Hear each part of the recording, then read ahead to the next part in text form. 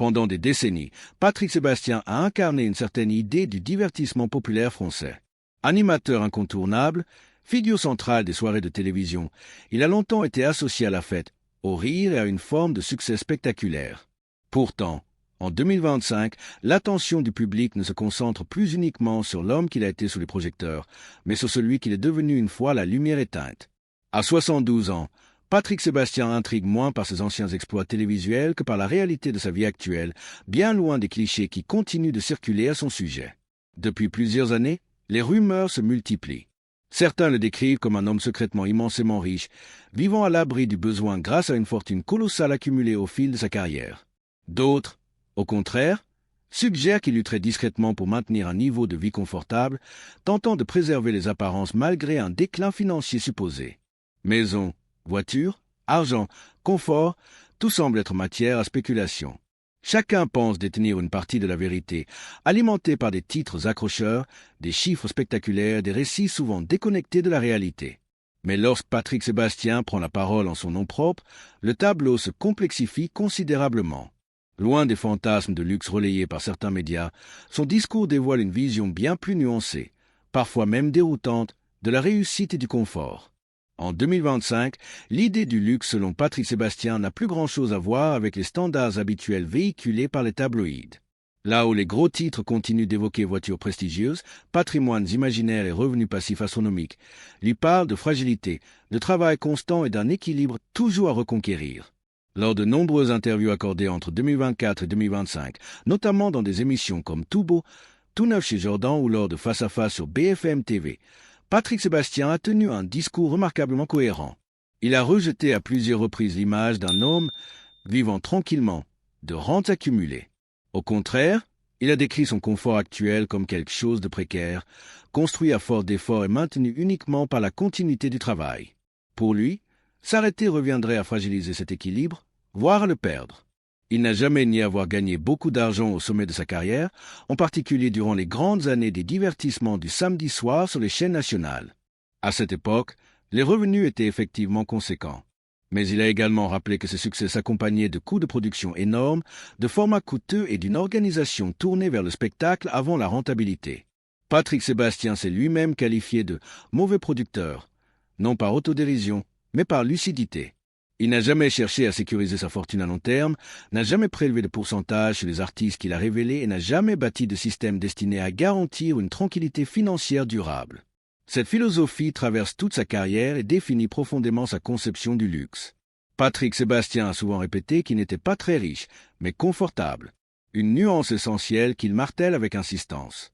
Pour lui, le confort se résume à des éléments simples, avoir un toit, de quoi manger et la capacité d'aider ses enfants lorsque cela est nécessaire. Rien de plus. Certainement pas l'idée de rester immobile en attendant que l'argent tombe sans effort. À plus de 70 ans, il continue de travailler, de tourner, de monter sur scène, d'écrire et de produire, car l'arrêt signifierait, selon ses propres mots, la perte de ce confort chèrement acquis. Cette posture entre directement en contradiction avec les récits médiatiques évoquant des fortunes gigantesques ou des retours financiers spectaculaires. Patrick Sébastien a répondu indirectement à ces histoires en expliquant qu'il n'a jamais réellement suivi l'évolution de sa fortune. Il a reconnu que lorsqu'il gagnait davantage, il évitait même de consulter ses avis d'imposition, signant les documents sans s'attarder sur les montants exacts. L'argent, dit-il, n'a jamais été une obsession. Aujourd'hui, ce sont ses enfants qui gèrent ses comptes, non par incapacité, mais par choix. Il refuse de vivre obsédé par les chiffres. Dans cette logique, le luxe ne se définit pas par l'accumulation, mais par la liberté. La liberté de continuer à se produire sur scène, de vivre loin de Paris quand il le souhaite, et de ne plus subir la pression de maintenir une image qui ne correspond plus à sa réalité. Sa franchise récente sur les questions d'argent n'est pas une opération de communication ou un repositionnement stratégique. Elle s'inscrit dans la continuité d'une attitude qui a toujours guidé sa trajectoire. Gagner, dépenser, partager et accepter que le confort n'est jamais acquis définitivement. Cette introduction pose les bases d'un récit bien plus complexe que celui proposé par les fantasmes médiatiques. Pour comprendre réellement la vie de Patrick Sébastien en 2025, il faut aller au-delà des chiffres et des apparences. Il faut s'intéresser à des éléments concrets, à commencer par l'endroit où il vit réellement aujourd'hui. Non pas les demeures rêvées par les tabloïds, mais les lieux qui reflètent ses choix, ses priorités et la manière dont il a réorganisé son existence après la télévision. Les maisons, où vit réellement Patrick Sébastien en 2025. Lorsqu'on évoque la vie privée de Patrick Sébastien en 2025, l'un des premiers sujets qui alimentent les fantasmes concerne naturellement ses lieux de vie. Dans l'imaginaire collectif, les célébrités de son envergure sont souvent associées à des demeures impressionnantes, villas luxueuses, propriétés sécurisées, domaines isolés derrière de hauts portails. Pourtant, la réalité de Patrick Sébastien s'éloigne radicalement de ce cliché. Les maisons dans lesquelles il vit ou séjourne racontent une histoire bien différente, une histoire de retrait assumé, de simplicité choisie et de rupture avec une époque révolue. Contrairement à ce que certains tabloïds ont parfois laissé entendre, aucun élément concret ne vient confirmer l'existence de palais tentaculaires, de résidences extravagantes ou de biens immobiliers destinés à impressionner. Patrick Sébastien lui-même a toujours décrit son mode de vie comme modeste, fonctionnel et volontairement éloigné de la mise en scène. Après des décennies passées au cœur de la télévision parisienne, il a progressivement pris ses distances avec la capitale, un mouvement qu'il a expliqué à plusieurs reprises sans détour. Dans ses prises de parole publiques, Patrick a affirmé que Paris ne représentait plus, à ses yeux, ni la réussite ni l'opportunité. La ville qu'il avait longtemps associée à son ascension professionnelle était devenue synonyme de pression, de bruit permanent et de rappel constant de ce qu'il avait été à l'écran. Cette atmosphère ne correspondait plus à ses besoins ni à son état d'esprit. À partir de ce constat, il a amorcé un changement profond, se réapproprier son temps, son espace et sa tranquillité. Ce virage s'est traduit par un éloignement progressif vers la province. Patrick Sébastien a évoqué à plusieurs reprises le fait de vivre dans ce qu'il appelle simplement une petite maison loin de Paris. Cette expression, qu'il utilise sans emphase, en dit long sur sa vision actuelle du confort. Il ne s'agit pas d'un repli contraint par des difficultés financières, comme certains ont pu le suggérer, mais d'un choix délibéré. Pour lui, le luxe n'est plus lié à l'adresse prestigieuse ou à la superficie, mais à la possibilité de se réveiller sans embouteillage, sans plateau télévisé et sans attentes imposées par un système médiatique dont il ne dépend plus. Ces maisons, loin d'être des symboles de richesse, fonctionnent comme des refuges. Elles lui offrent un espace de respiration, une protection contre l'épuisement mental et contre le jugement public permanent. Patrick Sébastien n'a jamais cherché à transformer son lieu de vie en vitrine sociale. Là où d'autres figures publiques exposent leurs propriétés comme des trophées, il adopte une posture inverse. Ces maisons existent pour être vécues, pas pour être montrées. Cette attitude est cohérente avec son rapport global à l'argent et à la réussite. Patrick a toujours refusé de considérer l'immobilier comme un outil de spéculation ou d'accumulation patrimoniale. Il l'a dit clairement. Tout ce qu'il possède a été gagné par le travail, non par des montages financiers ou des investissements immobiliers agressifs. Il n'a jamais structuré sa vie autour de la maximisation d'un patrimoine destiné à croître indépendamment de son activité. Ses déclarations vont même plus loin. Il a admis ne pas suivre de près ses propres finances, préférant confier cette responsabilité à ses enfants. Ce détachement explique pourquoi les rumeurs de vastes portefeuilles immobiliers n'ont jamais été étayées par des faits concrets. Lorsque certains médias évoquent des propriétés multiples ou des investissements cachés, Patrick Sébastien n'a jamais confirmé ces informations. Au contraire, il les a souvent laissées s'éteindre d'elles-mêmes, sans chercher à alimenter la polémique. Cette relation particulière à l'immobilier reflète une philosophie plus large, privilégier le mouvement plutôt que l'enracinement ostentatoire. Patrick Sébastien ne cherche pas à figer sa réussite dans la pierre. Il préfère conserver la liberté de changer de lieu, de rythme et d'environnement en fonction de ses besoins personnels et professionnels. Ces maisons ne sont pas des marqueurs de statut social, mais des outils de stabilité intérieure. Un autre aspect essentiel de ses choix résidentiels concerne sa vie familiale. Malgré sa séparation avec Nathalie Nanabuto, Patrick a toujours insisté sur le maintien d'une relation respectueuse et équilibrée, notamment pour leur fille Lily. Leur organisation de vie, marquée par une séparation sans rupture, reflète la même logique que ses choix immobiliers, l'indépendance sans conflit, la distance sans hostilité. La maison n'est pas une forteresse destinée à couper le monde extérieur, mais un espace de recentrage qui permet de continuer à avancer. En 2025, les lieux de vie de Patrick Sébastien ne cherchent pas à impressionner. Ils ne crient ni la réussite ni la richesse. Ils murmurent autre chose, l'endurance, la continuité, la volonté de rester debout sans se laisser enfermer dans un mythe dépassé. Ces maisons incarnent le parcours d'un homme qui a tourné le dos au palais de la télévision pour construire une existence plus discrète, mais aussi plus fidèle à ses valeurs actuelles. Ce choix n'est pas le signe d'un effondrement ou d'un renoncement. Il marque au contraire une forme de lucidité. Patrick Sébastien n'a pas quitté le devant de la scène parce qu'il aurait chuté, mais parce qu'il refusait de continuer à vivre sous une identité figée par le passé. Ces maisons sont les témoins silencieux de cette transition. Elles traduisent un refus de l'excès, une recherche de paix et une volonté assumée de vivre en dehors des projecteurs. Et cette même philosophie, déjà perceptible dans ses choix résidentiels, se prolonge naturellement dans un autre domaine qui fascine le public. Les voitures qu'il conduit et ce qu'elles révèlent réellement de son mode de vie actuel. Les voitures, symbole de statut ou simple choix pratique. Lorsqu'il s'agit d'analyser le mode de vie réel de Patrick Sébastien en 2025, la question des voitures occupe une place particulière dans l'imaginaire collectif. Pour beaucoup, l'automobile reste l'un des symboles les plus visibles de la réussite sociale, en particulier dans le monde du spectacle. Supercar, berline de luxe, collection privée, autant d'images souvent associées aux figures emblématiques de la télévision. Pourtant, une fois encore, la réalité concernant Patrick Sébastien s'éloigne nettement de ces représentations spectaculaires. En 2025, aucune apparition publique vérifiée ne le montre exhibant des véhicules hors normes, ni entretenant une collection de voitures prestigieuses destinées à nourrir une image de richesse extravagante. Il n'existe pas non plus de mise en scène savamment orchestrée autour de son rapport à l'automobile. Ce silence visuel tranche fortement avec la mythologie que certains médias continuent de projeter sur les anciennes figures centrales du petit écran. Là où d'autres cultivent encore l'apparence, Patrick Sébastien semble avoir définitivement tourné la page. Cette discrétion n'est pas le fruit du hasard. Elle s'inscrit dans une cohérence globale entre ses discours, ses choix de vie et sa philosophie personnelle. Depuis plusieurs années, Patrick a exprimé à de nombreuses reprises son rapport essentiellement fonctionnel aux objets matériels.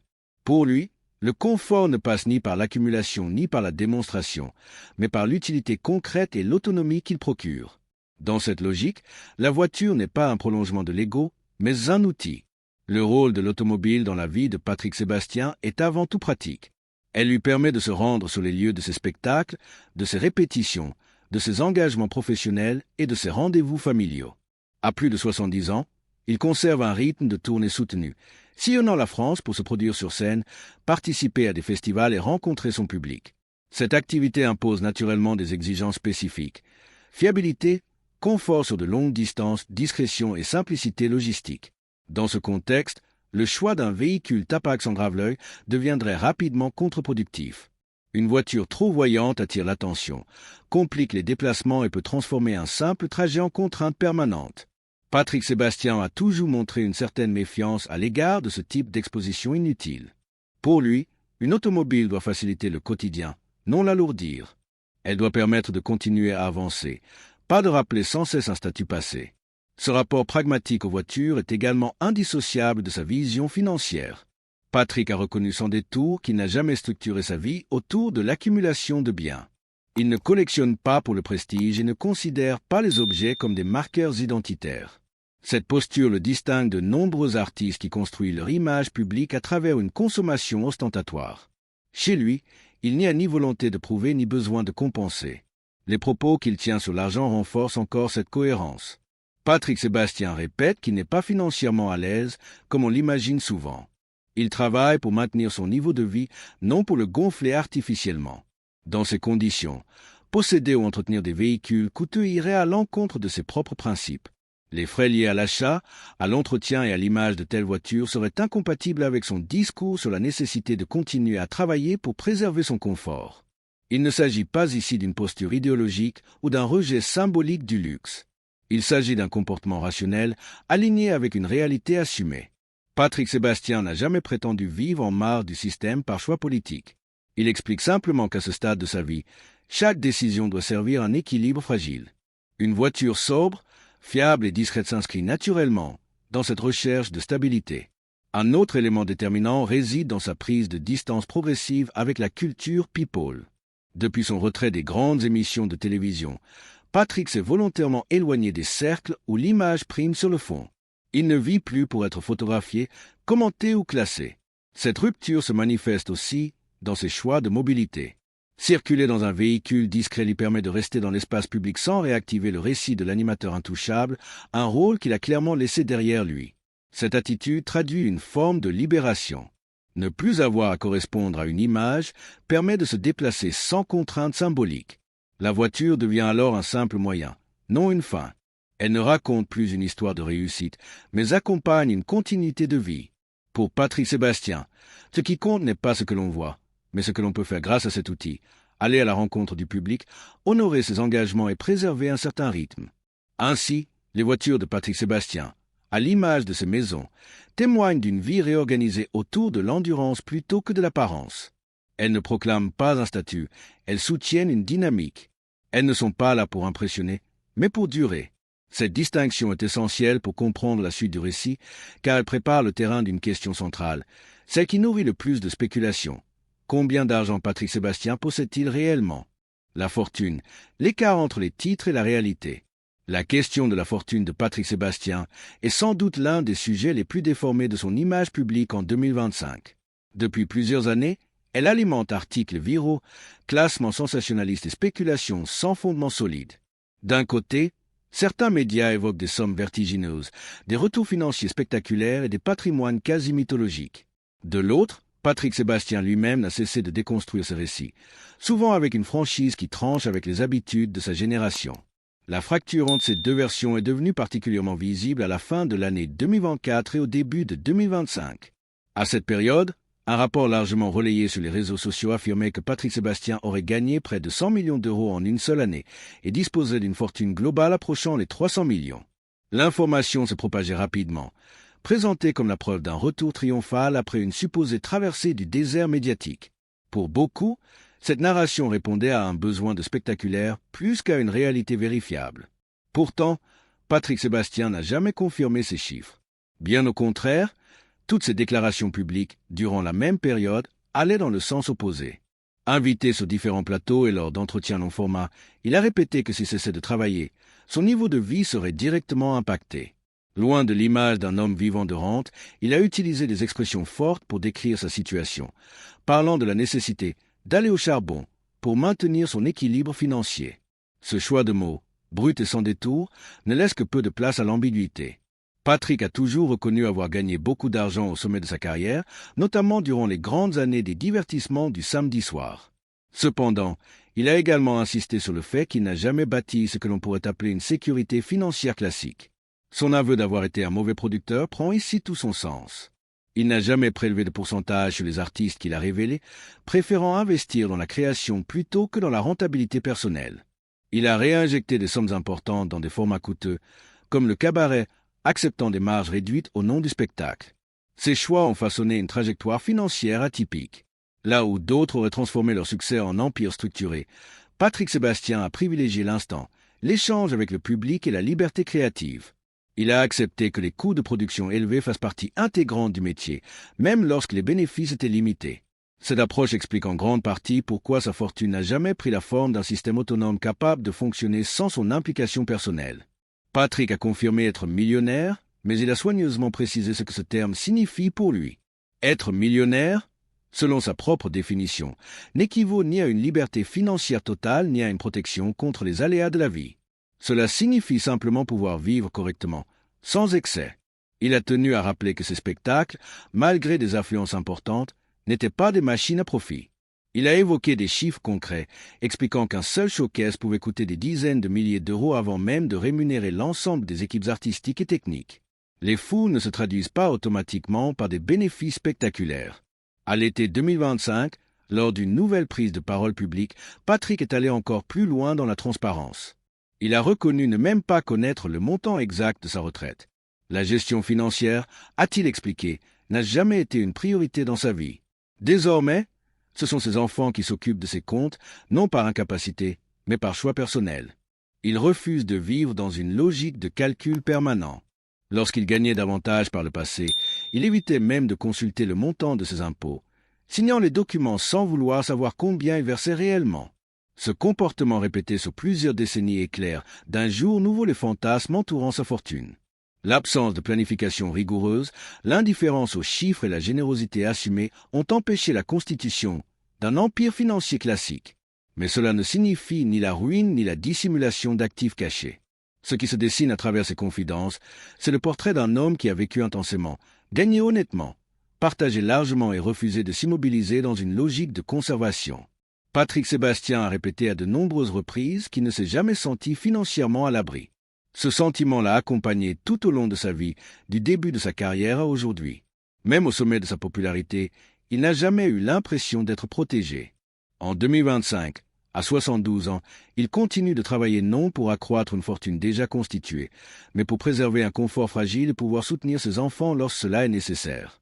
À la lumière de ces éléments, l'idée de luxe associée à la fortune de Patrick Sébastien s'effondre.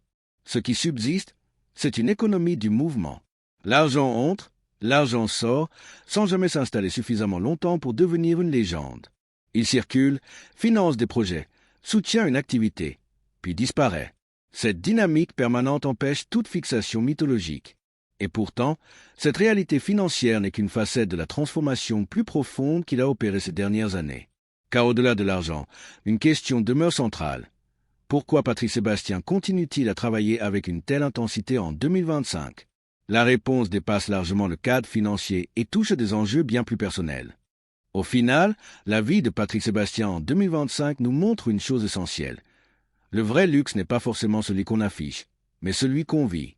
Ce n'est pas le nombre de maisons, de voitures ou de millions sur un compte, mais la liberté de continuer à avancer, de choisir son rythme et de rester fidèle à soi-même.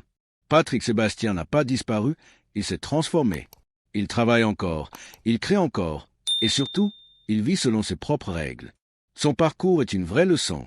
Peu importe l'âge ou le regard des autres, tant qu'on reste en mouvement, rien n'est jamais vraiment fini. Et peut-être que le plus grand succès, ce n'est pas d'avoir tout, mais de ne jamais se perdre soi-même. Et vous, pensez-vous que le vrai luxe, c'est la liberté ou simplement la survie? Dites-le nous en commentaire. N'oubliez pas de liker, de vous abonner et d'activer la cloche pour ne rien manquer des prochaines histoires.